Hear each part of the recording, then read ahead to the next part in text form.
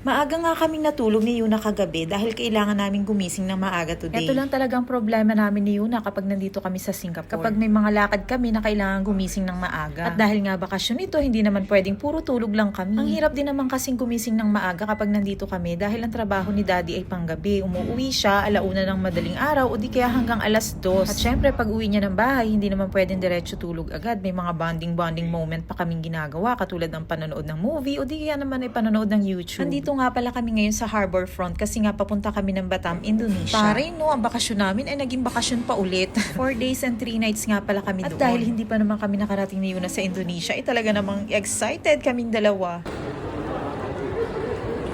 Yes, tama. Ferry lang naman ang sasakyan namin at hindi na namin kailangan mag-eroplano. 8 a.m. na nga pala kami umalis ng bahay at nakarating naman kami dito ay 9:47 a.m. na. At dahil wala pa nga kaming kain ay mag-aalmusal na muna kami dito sa Toast Box. Sa kanila ko nga pala ginaya yung style ng pagluluto ng itlog. Yung madalas kong kinakain kapag nag-workout ako. Mas madali kasi siyang lunukin or kainin kapag kaganyan yung pagkakaluto. Unlike kapag nilaga siya, dalawa pa lang nakakain ko na uumay na ako. Sa araw-araw kasi kailangan ko kumain ng 3 hanggang 5 itlog. Siya nga pala, hindi maalat yung toyo nila dito sa Singapore, hindi katulad sa atin na talagang imamamatay ka sa alat. Dalawang klase pa nga ang meron sa kanila dito, isang matabang at isang maalat, pero yung maalat nila ay talagang wala ka namang malalasahang kaalat-alat. Tapos na nga kami mag-almusal at eto na nga ang maglolo, naglalaro na ng bunong braso. At habang hinihintay naman namin ang aming biyahe ay pupunta muna kami sa toilet, syempre. Sa pagkakaalam ko ay 10:30 pa naman ang biyahe namin, kaya naman may time pa kami na gawin ng kung ano-anong bagay. At ngayon ay oras na nga para mag-check-in kami. Madami din nga pala mga taong babiyahe sa araw na to, kaya naman sana yung ferry namin ay hindi ganun kasiksikan. Hindi rin nga pala kami nakatulog ng maayos ni Yuna kagabi. Nung natulog kami ng alas 12 ay nagising din ako ng 1:30 pagdating ng asawa ko. At syempre hindi ko rin naman maatim na pabayaan na lang siya sa mga dapat gawin. Tapos matutulog na lang ako, kaya sinamahan ko na muna siyang kumain. Inayos namin ulit yung mga dadalhin namin para bukas. Kailangan naming i-check mabuti yung mga gamit dahil ang hirap din kapag may naiiwan. Bandang alas 3 na nga ng umaga ay bumalik na ako sa higaan para matulog ulit. Paghiga ko naman ay saktong nagising naman itong isang batang ito. Naku, lagot na talaga. Kulang na naman kami sa tulog neto. Pinilit nga naming matulog ulit at siguro mga alas 5 na ng umaga nung nakatulog kami ni Yuna. Ay, ako lang pala. Si Yuna hindi ko sure kung anong oras siya nakatulog. Kasi ang sabi niya sa akin, ang pakiramdam daw niya ay hindi na ulit siya nakatulog. Kaya ayun, parang 3 oras pa lang yung tulog niya talaga. Nung nakaraan ko pa kasi gustong matulog ng maaga, ito namang asawa ko ayaw pumayag. At hindi pa naman daw kami paalis, kailangan manood muna kami ng movie or di kaya naman ay YouTube. At dahil siya ang master ko, di kailangan siya ang masunod. Charot.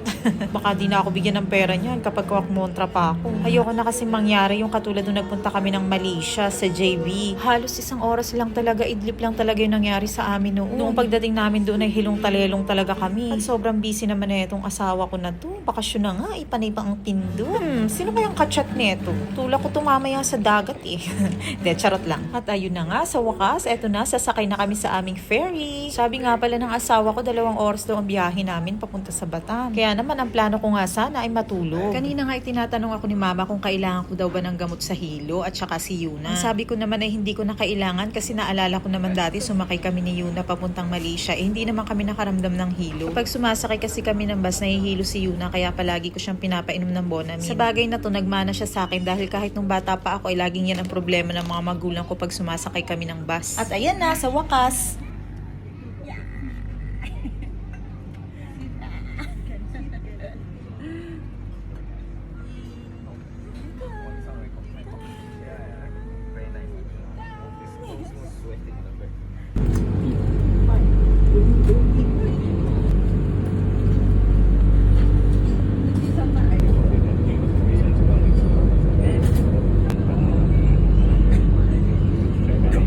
Indonesia is the only official arrival destination in Indonesia. From immigration, customs, health, ID. By entering the OTP sent to the registered email, once the account is successfully created, click the and download and save the QR.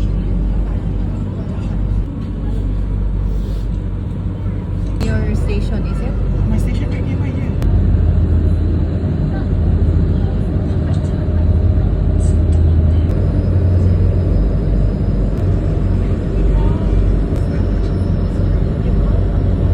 ayun na nga yung plano ko na matulog sana habang nasa biyahe, ay hindi rin naman natuloy. Dahil napakaganda rin kasing pagmasdan itong buong karagatan. Sobrang nakaka-relax kasi sa mata dahil alam nyo naman matagal akong palagi nalang nagkukunshay. Kaya naman yung mga mata ko talaga ang gusto ko i-relax sa bakasyon na ito. At hahayaan ko na lang muna na yung bunganga kung mapagod ka ang umuya dito sa trip namin na to.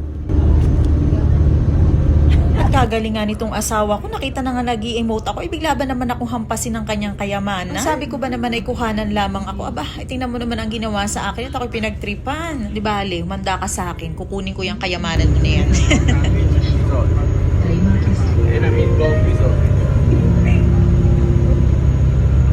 Welcome to the All Asia All Indonesia is the only official airline including immigration, health, customs, and quarantine. Step 4. Kung sa Pinas may sundo, dito sa Indonesia may sindo.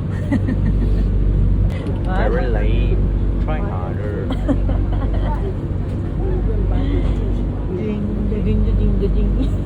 Hay nako, ang sabi ng asawa ko ay 2 oras daw ang biyahe namin mula Singapore papunta dito sa Indonesia. Yun naman pala 1 oras.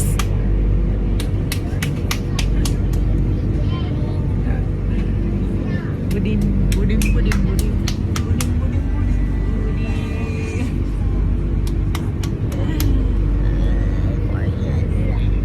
Time to get ready.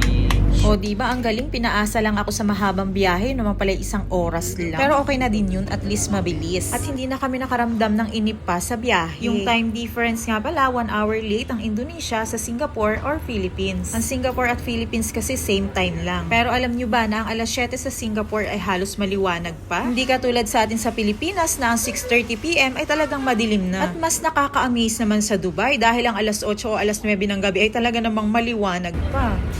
Yun na. Welcome to Batam. Ayan, finally, nandito na kami ni Yuna. Napakaswerte naman itong batang ito dahil sa ganitong edad ay napakarami na rin ang bansa na napuntahan niya. Hindi katulad nung ako ay 10 years old pa lamang, hanggang palengke lamang ang aking napupuntahan. Kaya naman may katotohanan yung nabasa ko sa Facebook na choosing your husband is choosing your future. May ganun. At eto na nga yung future na noon ay nakikinikinita ko lamang. Pinangarap ko na magkaroon ng maayos na buhay yung aming magiging anak. At dahil syempre, dahil na rin kay Daddy, may ganun. Parang kanina ay gusto ko lang ihulog yung asawa ko sa dagat, pero ngayon ay kung puri-purihin ko na ganun-ganun na lang, ay syempre, alam nyo na, nandito na kami sa Indonesia. Maraming ipapabili si Madam. Charot. Pero totoo naman yun, kailangan maging wais tayo sa magiging partner natin sa buhay. Yung katulong kaagapay sa problema, hindi yung siya pa yung magiging problema. Kung sa bagay, hindi naman natin alam ang mangyayari sa hinaharap, maaaring ang partner natin sa ngayon ay mabuti, pero pagdating ng araw, ilang taon lang nakalipas ay magiging, alam nyo na, magiging number 1 kaaway pala natin. Kaya mas mabuting gawin ay maging matatag tayo sa mga darating na pagsubok sa buhay. Tanghali na nga nang nakarating kami dito at light breakfast lang naman ang kinain namin kanina. Kaya naman oras na para kumain kami ng lunch. At dahil iba na naman ang kultura at pagkain dito ay hindi namin alam kung ano ba yung pagkain na magugustuhan ni Yuna. Pero ang kagandahan naman sa bansang ito ay kilala sila sa pagkakaroon ng masasarap na fried rice. At yan ay isa sa mga paborito niya. Kailangan mo lamang mag-request na wag lagyan ng spicy yung lulutuin nila. Dahil dito sa Indonesia, isa rin sila sa bansa na mahihilig sa mga anghang. Kaya kailangan ay maingat ka sa pag-order ng iyong kakainin. Lalo na nga kapag may mga kasama kayong mga bata. Naging chill lang nga pala yung oras namin dito sa mall. Dahil baka mamaya ay mapaaga naman kami ng punta ng hotel ay maghihintay lang din kami ng matagal. Sa mga oras na ito, mabuti na lamang at si Yuna ay may energy pa. Hindi katulad noong nagpunta kami sa Malaysia. Alas 12 ng tanghali ay talagang antok na siya. Mabuti na lamang at nakatulog siya kahit 3 oras lamang. At eto na nga, papunta na kami sa aming hotel at pinagmamasdan ko nga ang kapaligiran ay parang Pilipinas lang din naman siya. Maikukumpara ko siya sa Lucena City kung saan makikita mo ang pinagsamang syudad at probinsya style. Napansin ko din sa lugar na ito na marami pang establishment ang itinatayo. Marami akong nakitang ongoing construction. Maraming Singaporean din talagang pumupunta dito at nagbabakasyon dahil napakalapit nga lang nito sa kanilang bansa. At bukod doon ay napakamura ng mga bilihin kumpara sa kanila. Kaya talaga namang para ka talagang milyonaryo kapag nag-stay ka dito. At sa wakas, andito na rin kami sa hotel, sa Radisson Hotel. Ken. Be careful your head. Okay. Thank you.